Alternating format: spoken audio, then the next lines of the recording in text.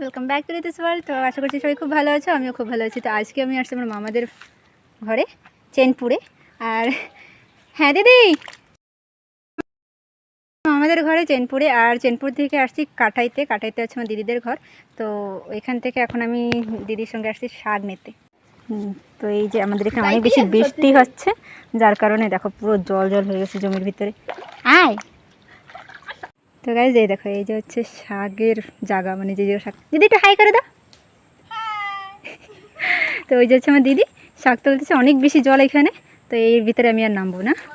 আর ওইদিকে হয়েছে আমার দিদির মেয়ে দাঁড়ানো। এই যে যে শাকগুলো দেখা যাচ্ছে, এই শাকগুলো হচ্ছে কুলেখাড়া। কুলেখাড়া কি কুলেকাটা আমি ভালো করে জানি না নাম।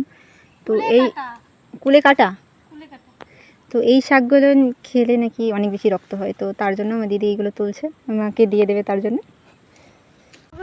তো গাইজ, এই যে হচ্ছে আমার দিদিদের বাগিচা, আর এই যে হচ্ছে আমার দিদি।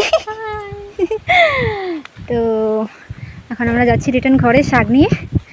আর এইখানে না ছোট ছোট কাঁকড়ার গর্ত আছে। আমি এইখানে এইগুলো সীতানগরে দেখেছিলাম ডিগ্রিপুরে, আর এইখানে এসে আবার দেখলাম এই যে এর ভিতরে কাঁকড়া আছে ছোট ছোট। তো জমি দিয়ে রিটার্ন আস্তে আস্তে পুকুর পাড়ে দেখে একটা প্যারা গাছ, আর আমি কোনো কিছু না বলে আমি চলে যাই প্যারা গাছে প্যারা খাওয়ার জন্য, কারণ কি যেটা প্যারা দেখছি গাছে। আমি এই যে 1 বছর পরে আমি চেনপুরে আসছি, আর চেনপুরে আসলে আমার বাচপানাটা একটু বেশি বেড়ে যায়। কি আমি পাবো না চটি? আমি তোমার ছাতা দেবো না তাহলে। তো আর কিছু বলবো না, এখন তোমরা দেখো কন্টিনিউ ভিডিওটা। তুমি আবার এখানে কেন আছো চটি?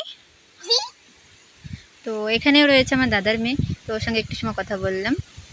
গাইজ, এখানে দেখো কি পরিমাণে কচু গাছ।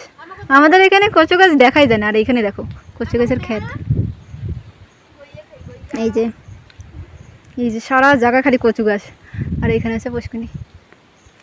তো আমার দিদি বাড়ি ঘোরা হয়ে গেছে, এখন আমি আবার রিটার্ন যাচ্ছি মামা বাড়ি। তো চলো টাটা, আজকের জন্য এই পর্যন্ত, দেখা হচ্ছে নেক্সট ভিডিওতে।